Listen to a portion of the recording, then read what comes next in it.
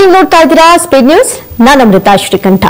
ನಮ್ಮ ಸ್ಯಾಂಡಲ್ವುಡ್ ನಲ್ಲಿ ಮತ್ತೆ ಸ್ಟಾರ್ ವಾರ್ ಶುರುವಾಗ್ಬಿಟ್ಟಿದೆ. ಈ ಸ್ಯಾಂಡಲ್ವುಡ್ ನಲ್ಲಿ ಕಿಚ್ಚನ ಮಾತಿಗೆ ಇದೀಗ ಸೋಷಿಯಲ್ ಮೀಡಿಯಾ ಫುಲ್ ಗಿರ್ಕಿ ಹೊಡಿತಾ ಇದೆ. ಒಂದಷ್ಟು ವಿಡಿಯೋಗಳು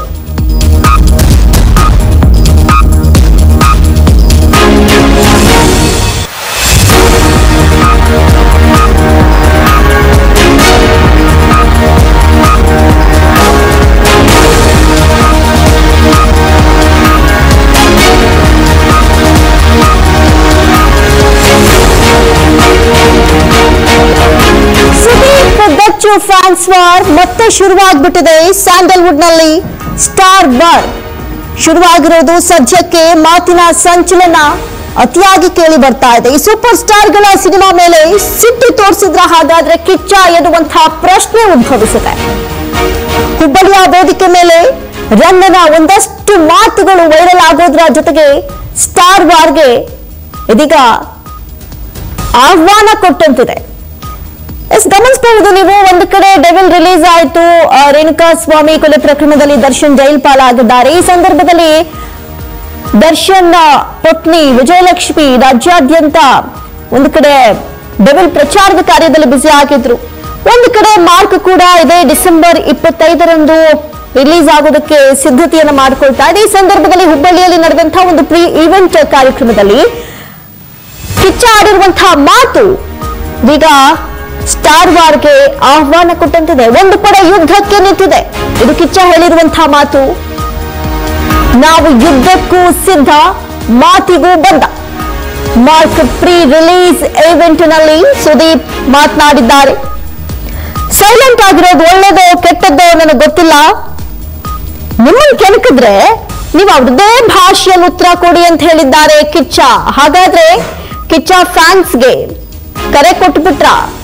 ಯಾಕಂತ ಹೇಳಿದ್ರೆ ಗಲಾಟೆ ಆಗದಂತೆ ನೋಡ್ಕೊಳ್ಳಿ, ಸ್ಟಾರ್ ವಾರ್ ಎಲ್ಲ ಬೇಡ, ಫ್ಯಾನ್ಸ್ ಜಗಳಕ್ಕೆ ಹೋಗ್ಬೇಡಿ ಅಂತ ಕರೆ ಕೊಡ್ಬೇಕಾದಂಥವ್ರು ನಿಮ್ಮನ್ನು ಕೆಣಕಿದ್ರೆ ನೀವು ಅವರ ಭಾಷೆಯಲ್ಲಿ ಉತ್ತರ ಕೊಡಿ ಅಂತ ಕಿಚ್ಚ ಹೇಳಿದ್ದಾರೆ. ಹಾಗಾದ್ರೆ ಇಷ್ಟಕ್ಕೂ ಸುದೀಪ್ ಏನ್ ಮಾತನಾಡಿದ್ದಾರೆ ನೋಡೋಣ. ಕೆಲವು ಮಾತು ಹುಬ್ಬಳ್ಳಿಗೆ ಬಂದು ಇಲ್ಲಿ ವೇದಿಕೆ ಮೇಲೆ ಮಾತಾಡಿದ್ರೆ ಇಡೀ ಕರ್ನಾಟಕಕ್ಕೆ ಎಲ್ಲಿ ತಟ್ಟಬೇಕೋ ತಟ್ಟುತ್ತೆ, ಹೇಗೆ ತಟ್ಟಬೇಕೋ ತಟ್ಟುತ್ತೆ, ಯಾವ ಭರ್ಜರಿಯಲ್ಲಿ ತಟ್ಟಬೇಕೋ ತಟ್ಟುತ್ತೆ ಅನ್ನೋ ಒಂದು ಕಾರಣಕ್ಕೆ 25ಕ್ಕೆ ಥಿಯೇಟರ್ ಒಂದು ಸಿನಿಮಾ ಬಿಡುಗಡೆ ಆಗುತ್ತೆ. ಆದರೆ ಹೊರಗಡೆ ಒಂದು ಪಡೆ ಯುದ್ಧಕ್ಕೆ ರೆಡಿ ಆಗ್ತಾ ಇದೆ.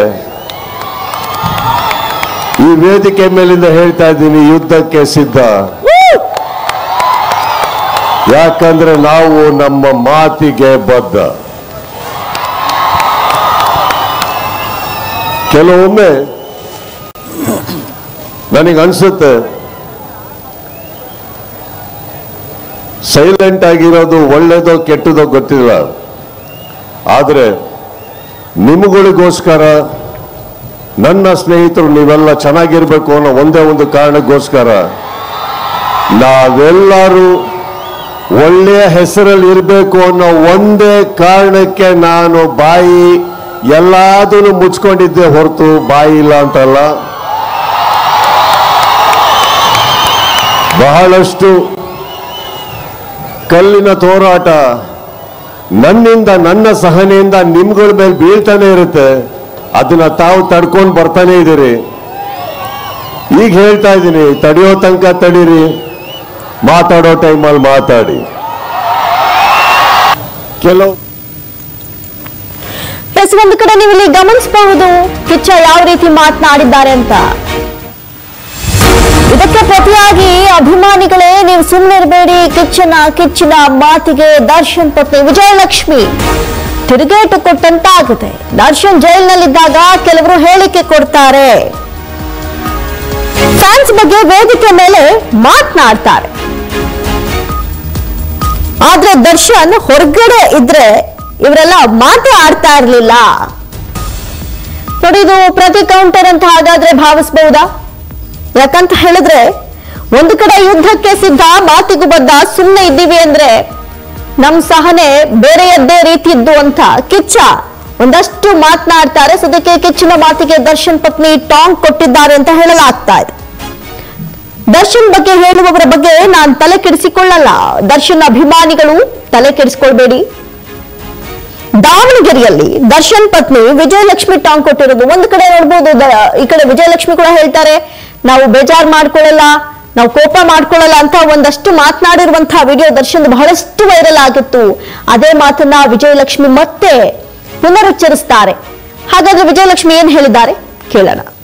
ಹಾಗೆ ಕೆಲವೊಂದು ವ್ಯಕ್ತಿಗಳು ದರ್ಶನ್ ಅವ್ರು ಇಲ್ದೇ ಇದ್ದಾಗ ಅವ್ರ ಬಗ್ಗೆ ಹಾಗೆ ಅವ್ರ ಫ್ಯಾನ್ಸ್ ಬಗ್ಗೆ ವೇದಿಕೆ ಮೇಲೆ ಹೋಗೋದು, ನಿಂತ್ಕೊಂಡು ಮಾತಾಡೋದು, ಚಾನೆಲ್ ಮೀಡಿಯಲ್ಲಿ ಕುತ್ಕೊಂಡು ಮಾತಾಡೋದು, ಹೊರ ಕುತ್ಕೊಂಡು ಮಾತಾಡೋದು ಎಲ್ಲ ಮಾಡ್ತಿದ್ದಾರೆ.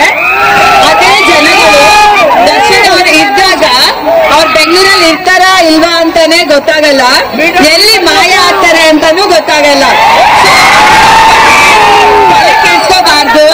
ದರ್ಶನ್ ಅವ್ರು ಹೇಳಿರೋ ಹಾಗೆ ಯಾರು ಏನೇ ಮಾತಾಡಿದ್ರು ನಾವು ನೊಂದ್ಕೊಳ್ಳಲ್ಲ, ಕೋಪ ಮಾಡ್ಕೊಳ್ಳಲ್ಲ. ಇಂಪಾರ್ಟೆಂಟ್ ನಿಮ್ಮ ಪ್ರೀತಿ ಹಾಗೂ ಬೆಂಬಲ ಮಾತ್ರ. ಸೊ ನೀವುಗಳು ಹಾಗೆ ಬೇಜಾರ್ ಮಾಡ್ಕೋಬೇಡಿ, ಕೋಪ ಮಾಡ್ಕೋಬೇಡಿ.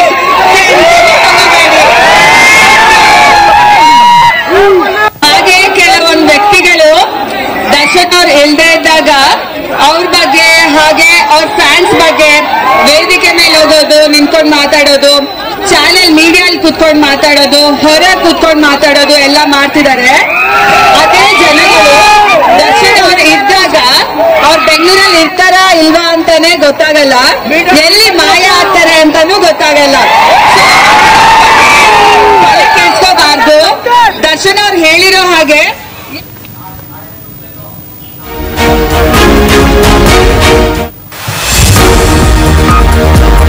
ನಟ ಸುದೀಪ್ ಯುದ್ಧಕ್ಕೆ ನಾವು ಸಿದ್ಧ ಅಂತ ಹೇಳಿದಂತ ಹೇಳಿಕೆ ವಿಚಾರಕ್ಕೆ ಸಂಬಂಧಪಟ್ಟಂತೆ ದರ್ಶನ್ ಪತ್ನಿ ಮಾತಿಗೆ ಶಹಬಾಷ್ ಅಂತ ಹೇಳಿದ್ದಾರೆ ನಟ ಧನ್ವೀರ್. ಹಾಡಿನ ಮೂಲಕ ಸುದೀಪ್ಗೆ ಧನ್ವೀರ್ ಟಾಂಗ್ ಕೊಟ್ಟಿದ್ದಾರೆ. ದರ್ಶನ್ ಜೊತೆಗಿನ ಫೋಟೋ ಹಂಚಿಕೊಂಡು ಕೌಂಟರ್ ಕೊಟ್ಟಿದ್ದಾರೆ.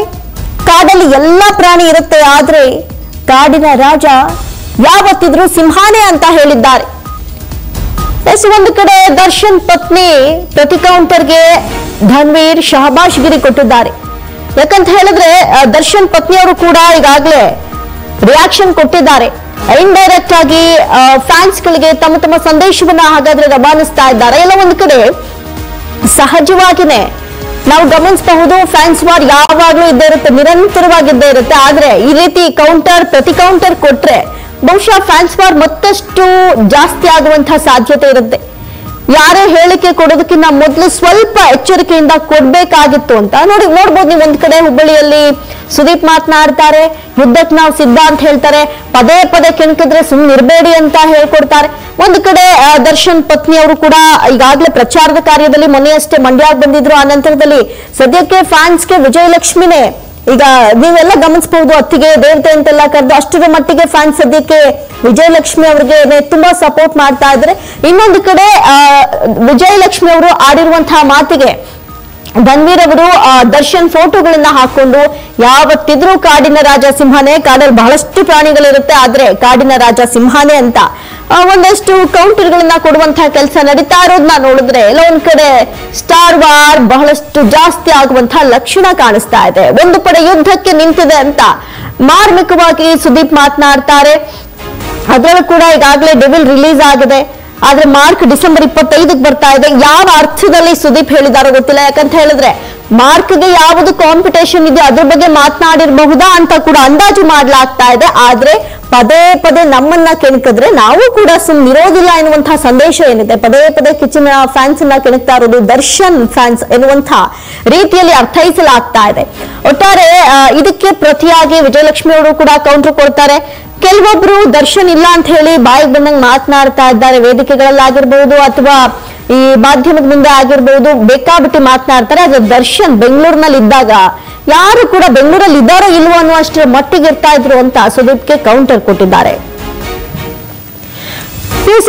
ಈ ಒಂದು ಸ್ಟಾರ್ ವಾರ್ ಬಹಳಷ್ಟು ಸೌಂಡ್ ಮಾಡ್ತಾ ಇದೆ. ವಿಚಾರಕ್ಕೆ ಹೆಚ್ಚಿನ ಡೀಟೇಲ್ಸ್ ಅನ್ನ ಕೊಡ್ತಾ ಹೋಗ್ತಾರೆ. ಡೆಸ್ಕ್ ನಿಂದ ಲೈವ್ ಅಲ್ಲಿ ಜಾಯಿನ್ ಆಗ್ತಾ ಇದ್ದಾರೆ ಪ್ರಿಯಾ. ನಾವು ಗಮನಿಸಬಹುದು ಯಾವುದೇ ವಿಚಾರಗಳಿರಲಿ ಸ್ಟಾರ್ ವಾರ್ಗಳನ್ನ ಮಧ್ಯನೂ ಕೂಡ ಈ ದರ್ಶನ್ ಫ್ಯಾನ್ಸ್ ಆಗಿರ್ಬೋದು, ಕಿಚ್ಚನ ಫ್ಯಾನ್ಸ್ ಆಗಿರ್ಬೋದು, ಸೋಷಿಯಲ್ ಮೀಡಿಯಾದಲ್ಲಿ ಅಂದಿನಿಂದ ಇವತ್ತಿನವರೆಗೂ ಈ ಕೌಂಟರ್ ಪ್ರತಿ ಕೌಂಟರ್ ಕಮೆಂಟ್ಸ್ ನ ಮೂಲಕ ಜಗಳ ಆಡ್ತಾನೆ ಇರ್ತಾರೆ. ನಾವು ಕೂಡ ದಿನನಿತ್ಯ ಅದನ್ನ ಗಮನಿಸ್ತಾ ಇರ್ತೀವಿ. ಆದ್ರೆ ಎಲ್ಲ ಒಂದು ಕಡೆ ಇವರೇ ಈ ರೀತಿಯಾಗಿ ಫ್ಯಾನ್ಸ್ಗೆ ಹೇಳ್ಬಿಟ್ರೆ ಅದು ಮತ್ತಷ್ಟು ಜಾಸ್ತಿ ಆಗಲ್ವಾ ಅಂತ. ಎಸ್ ಅಮೃತ, ಯಾವಾಗ್ಲೂ ನಾವು ನೋಡ್ದಂಗೆ ಸ್ಟಾರ್ ವಾರ್ಗಳು ನಡೀತಾನೆ ಇರುತ್ತೆ. ಅಭಿಮಾನಿಗಳ ವಿರುದ್ಧ ನಡೀತಾನೆ ಇರುತ್ತೆ. ನಾವು ಸುದೀಪ್ ಸರ್ ಫ್ಯಾನ್ಸು, ನಾವು ದರ್ಶನ್ ಫ್ಯಾನ್ಸು, ನಾವು ಯಶ್ ಫ್ಯಾನ್ಸು ಅಂತ ಹೇಳ್ಬಿಟ್ಟು ನೀವು ಕಮೆಂಟ್ ಸೆಕ್ಷನ್ ಅಲ್ಲಿ ನೋಡಬಹುದು. ಪ್ರತಿದಿನ ಈ ವಾರ್ ನಡೀತಾನೆ ಇರುತ್ತೆ. ಸ್ಯಾಂಡಲ್ವುಡ್ ನಲ್ಲಿ ಇದೇನು ಹೊಸದೇನಲ್ಲ, ಯಾವಾಗ್ಲೂ ಕೂಡ ನಡೆಯೋ ತರ ಈಗ್ಲೂ ಕೂಡ ನಡೆದಿದೆ. ಬಟ್ ಅಭಿಮಾನಿಗಳ ಮಧ್ಯೆ ನಡೀತಾ ಇತ್ತು. ಈ ಸಲ ಸ್ವಲ್ಪ ದೊಡ್ಡ ಮಟ್ಟಕ್ಕೆ ಆಗಿದೆ ಅಂತಾನೆ ಹೇಳ್ಬಹುದು. ಸುದೀಪ್ ಅವರು ಹುಬ್ಬಳ್ಳಿಯಲ್ಲಿ ಒಂದು ಕಾರ್ಯಕ್ರಮದಲ್ಲಿ ಹೇಳ್ತಾರೆ, ನಮಗ್ ಬಾಯಿ ಇಲ್ಲ ಅಂತಲ್ಲ, ಮುಚ್ಕೊಂಡಿದೀವಿ ಅಷ್ಟೇನೆ ಅಂತ ಹೇಳ್ಬಿಟ್ಟು ಈ ರೀತಿಯಾದಂತಹ ಮಾತುಗಳನ್ನ ಸ್ಟೇಜ್ ಮೇಲ್ಗಡೆ ಮಾತಾಡ್ತಾರೆ. ಅದ್ರ ಜೊತೆಗೆ ಮಾರ್ಕ್ ಸಿನಿಮಾ ಕೂಡ ರಿಲೀಸ್ ಆಗ್ತಾ ಇದೆ, ಹೊರಗಡೆ ಒಂದು ಪಡೆ ಇದೆ, ಅದ್ರ ಜೊತೆಗೆ ನಾವು ಯುದ್ಧಕ್ಕೆ ನಿಂತಿದೀವಿ ಅಂತ ಮಾತನ್ನು ಕೂಡ ಹೇಳ್ತಾರೆ. ಅದಕ್ಕೆ ವಿಜಯಲಕ್ಷ್ಮಿ ಅವರು ಅದ್ರ ವಿರುದ್ಧವಾಗಿ ಒಂದಷ್ಟು ಮಾತುಗಳನ್ನ ಆಡ್ತಾರೆ. ದಾವಣಗೆರೆಯಲ್ಲಿ ಒಂದು ಕಾರ್ಯಕ್ರಮದಲ್ಲಿ ವಿಜಯಲಕ್ಷ್ಮಿ ಅವರಾಗಿರಬಹುದು, ಅದ್ರ ಜೊತೆಗೆ ಡೆವಿಲ್ ಸಿನಿಮಾದ ನಾಯಕಿ ಆಗಿರುವಂತಹ ರಚನಾ ರೈ ಕೂಡ ಕಾರ್ಯಕ್ರಮದಲ್ಲಿ ಭಾಗವಹಿಸಿರ್ತಾರೆ. ಅದಕ್ಕೆ ಪ್ರತ್ಯುತ್ತರವಾಗಿ ಆನ್ಸರ್ ಅನ್ನ ಮಾಡ್ತಾರೆ. ದರ್ಶನ್ ಅವರು ಬೆಂಗಳೂರಲ್ಲಿ ಇದ್ದಾಗ ಇದರೋ ಇಲ್ವೋ ಅನ್ನೋ ತರ ಇರ್ತಾರೆ, ಅವ್ರು ಇಲ್ದಾಗ ಬಾಯಿಗೆ ಬಂದಂಗ್ ಮಾತಾಡ್ತಾರೆ. ಕೆಲವೊಂದು ವೇದಿಕೆ ಮೇಲೆ ಕೆಲವೊಂದು ಮಾಧ್ಯಮಗಳ ಮುಂದೆ ಬಾಯಿಗೆ ಬಂದಂಗ್ ಮಾತಾಡ್ತಾರೆ. ಇದಕ್ಕೆಲ್ಲ ತಲೆ ಕೆಡಿಸ್ಕೊಳ್ಬೇಡಿ ನೀವು, ಅವ್ರಿಗೆ ನಾವು ಪ್ರತ್ಯುತ್ತರವನ್ನ ಕೊಡಬೇಕು. ಯಾರೇನೇ ಮಾತಾಡ್ಕೊಂಡ್ಲಿ, ಯಾರು ಎಷ್ಟೇ ಕೋಪ ಮಾಡ್ಕೊಂಡ್ಲಿ, ನಾವು ಆರಾಮಾಗಿರೋಣ ಅಂತ ಹೇಳ್ಬಿಟ್ಟು ವಿಜಯಲಕ್ಷ್ಮಿ ಅವರು ಪ್ರತ್ಯುತ್ತರವನ್ನ ಕೊಟ್ಟಿದ್ದಾರೆ. ಅದ್ರ ಜೊತೆಗೆ ಧನ್ವೀರ್ ಅವರು ಕೂಡ ಒಂದು ಫೋಟೋವನ್ನ ಸೋಷಿಯಲ್ ಮೀಡಿಯಾದಲ್ಲಿ ಶೇರ್ ಮಾಡಿಕೊಂಡು, ಕಾಡಿನೊಳಗಡೆ ಬಹಳ ಪ್ರಾಣಿಗಳಿರ್ತಾರೆ, ಆದ್ರೆ ಕಾಡಿನ ರಾಜ ಯಾವತ್ತಿದ್ರೂ ಕೂಡ ಸಿಂಹ ಅಂದ್ರೆ ದರ್ಶನ್ ಅವರೇ ಈ ಒಂದು ಸ್ಯಾಂಡಲ್ವುಡ್ ಸಿಂಹ ಅನ್ನೋ ರೀತಿಯಲ್ಲಿ ಆನ್ಸರ್ ಅನ್ನ ಮಾಡಿದ್ದಾರೆ. ಅಮೃತ, ಓಕೆ, ಧನ್ಯವಾದ ಪ್ರಿಯಾ ತಮ್ಮೆಲ್ಲ ಡೀಟೇಲ್ಸ್ಗಾಗಿ.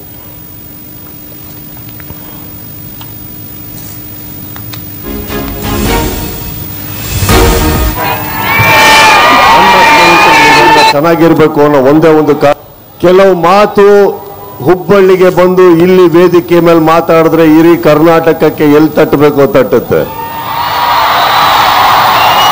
ಹೇಗೆ ತಟ್ಟಬೇಕು ತಟ್ಟುತ್ತೆ, ಯಾವ ಭರ್ಜರಿಯಲ್ಲಿ ತಟ್ಟಬೇಕು ತಟ್ಟುತ್ತೆ ಅನ್ನೋ ಒಂದು ಕಾರಣಕ್ಕೆ 25ಕ್ಕೆ ಥಿಯೇಟರ್ ಒಂದು ಸಿನಿಮಾ ಬಿಡುಗಡೆ ಆಗುತ್ತೆ.